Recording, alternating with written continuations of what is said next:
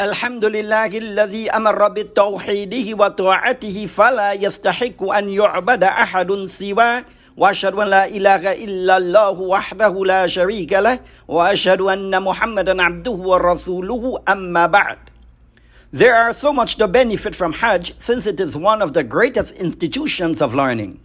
Let's go back to the verse in which Hajj is declared as an obligation upon the Ummah. وَلِلَّهِ عَلَى النَّاسِ حِجُّ الْبَيْتِ مَنِ اسْتَطَاعَ إِلَيْهِ سَبِيلًا. And Hajj to the house is a duty that mankind owes to Allah, those who are able to do it. A point of paramount significance is how the verse links Hajj with Tawheed. Out of all the obligations in Islam, Hajj is the only injunction which Allah the Exalted has directly related to Himself in the Quran and naming an entire surah after it, showing that Hajj is the symbol of the oneness of the Omniscient.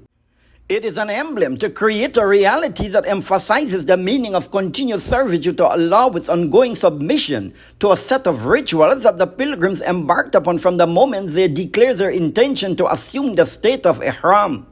The talbiyah that is repeatedly chanted by the pilgrims throughout the days of Hajj are not a set of mere words that ought to be vocalized without comprehending its meaning or fulfilling what it requires.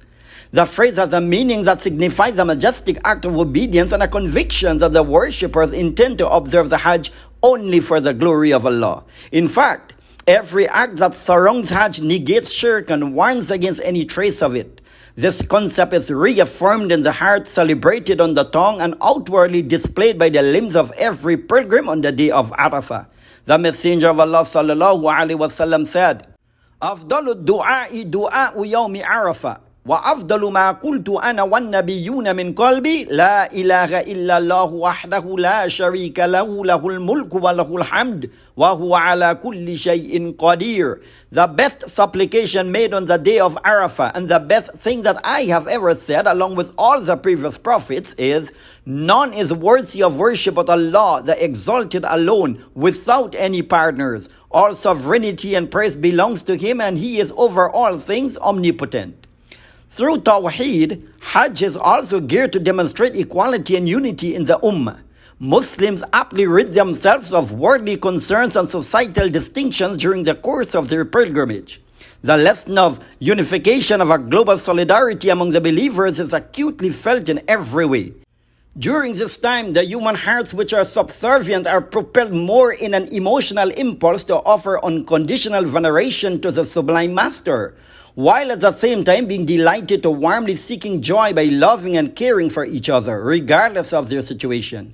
People from different walks of life, different parts of the world, different ethnic groups and economic classes are all brought together and formed one body. Women covering from their head to toes except for their hands and faces. Men shedding their usual clothing, replacing them with two simple plain white unstitched garments called ihram. This holy attire is a symbol of purity in which the human nature finds comfort, and it does not clash or goes against the existence of that natural disposition of simplicity, of the way we came into the world with no worldly possessions. We all know that unity is important to the heart in order to solidify any relationship. Discord and conflicts are the biggest stumble blocks in the way of harmony. As we live our days in a highly individualistic culture, it can be hard at times to see how much we have been shaped by individualism. Even within our own circles, we can be quick to identify ourselves by what separates us, by our differences and particularities, and by our special aims in the material world.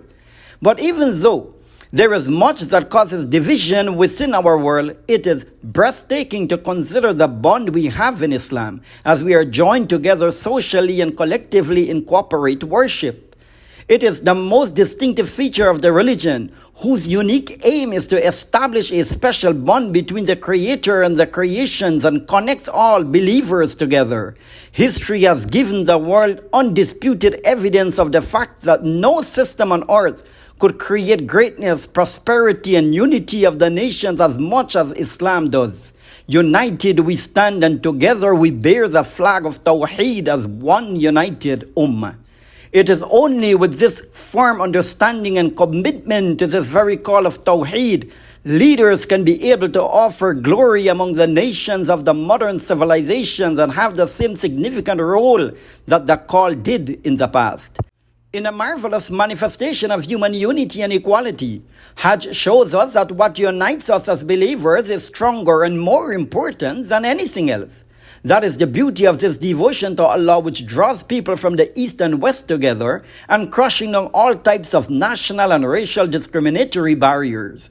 During these sacred days, obedience keeps drawing us deeper into a relationship with our Creator and fellowship as we get to know one another. It is quite thrilling to having the blessing of crossing paths with Muslims of different blends and backgrounds from all over the universe, even momentarily. In utmost uniformity with one mode of attire, bearing a single appearance with no distinction between rich and poor or leader and subject, we mutually stand together for one purpose, doing the same actions, and in one voice, we declare a global unity in the peace and tranquility of the Hajj. Labbaik Allahumma labbaik. The Messenger of Allah sallallahu alayhi wa sallam said, فأهل بالتوحيد لبيك اللهم لبيك لبيك لا شريك لك لبيك إن الحمد والنعمة لك والملك لا شريك لك. They made the declaration of Tawheed, saying, here I am at your service, O Lord, here I am. Here I am at your service, and you have no partners. You alone is all praise and all bounty, and you alone is the sovereignty. You have no partners. The Messenger of Allah sallallahu alayhi wa sallam said, ما من ملب يلبي إلا لبى ما عن يمينه وشماله من حجر أو شجر أو مدر حتى تنقطع الأرض من ها هنا وها هنا. There is no pilgrim who recites the talbiyah except that which is to his right and left also recites it. Rocks and trees and hills to the outermost ends of the earth in each direction, from here and from there. We proudly announce from the in-depth meaning of this declaration that we are created for worshipping the one true God alone, and acknowledging that all sovereignty belongs to Him alone, and that no one else has any true dominion. وَآخِرُ دَعْوَانَا أَنِ الْحَمْدُ لِلَّهِ رَبِّ الْعَالَمِينَ.